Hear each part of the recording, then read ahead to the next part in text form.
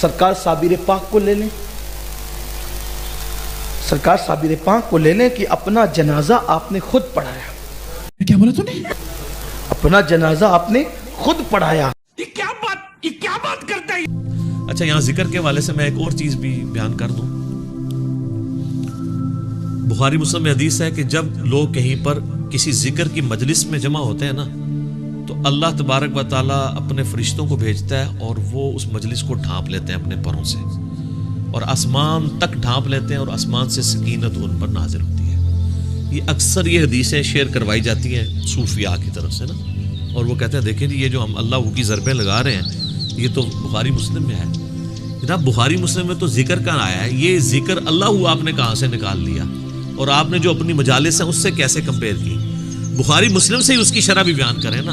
تو مسلم شریف کی حدیث میں آتا ہے کہ جب کہیں پہ لوگ جمع ہوتے ہیں اور قرآن پڑھتے اور اس کی تعلیم ایک دوسرے کو دیتے ہیں، تو ایسے ذکر کی مجلس کو اللہ تعالیٰ کے فرشتے ڈھانپ لیتے ہیں۔ قرآن کی تعلیم ہے اصل میں جو ذکر کی مجلس ہے۔ جو مسلم شریف میں حدیث ہے کہ جو علم دین حاصل کرنے کے راستے پہ چلا، اللہ اسے جنت کے راستے پہ چلا دے گا۔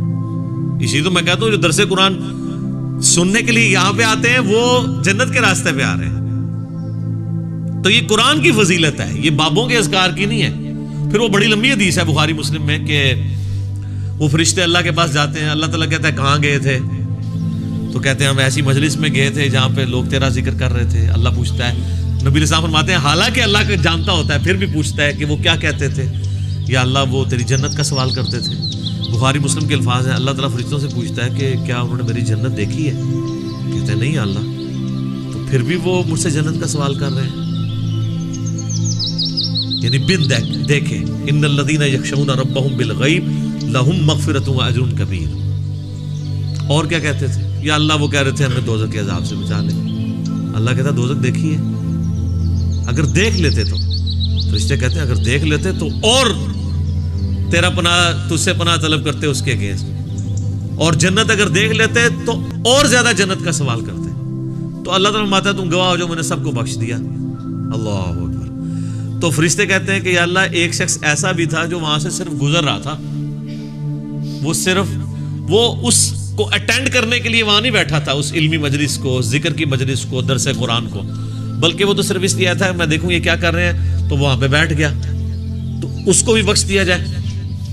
تو اللہ تعالیٰ فرمائے گا کہ یہ اہل علم کی مجلس، اہل ذکر کی مجلس، اہل ذکر بابے نہیں سر، نہ قرآن، سنت، علم، انبیاء کی وراثت، یہ ایسے لوگ ہیں کہ ان کے پاس بھی کوئی بیٹھ جائے نا تو اللہ تعالیٰ فرماتا ہے میری غیرت نہیں گوارا کرتی کہ میں اس کے ساتھ کوئی اور معاملہ کروں، اس کو بھی میں نے بخش دیا۔ تو یہ جو کہتے ہیں نا اولیاء اللہ کی نسبت کام آتی، بالکل آتی سر۔ وہ ولی کتاباں والے ولی نے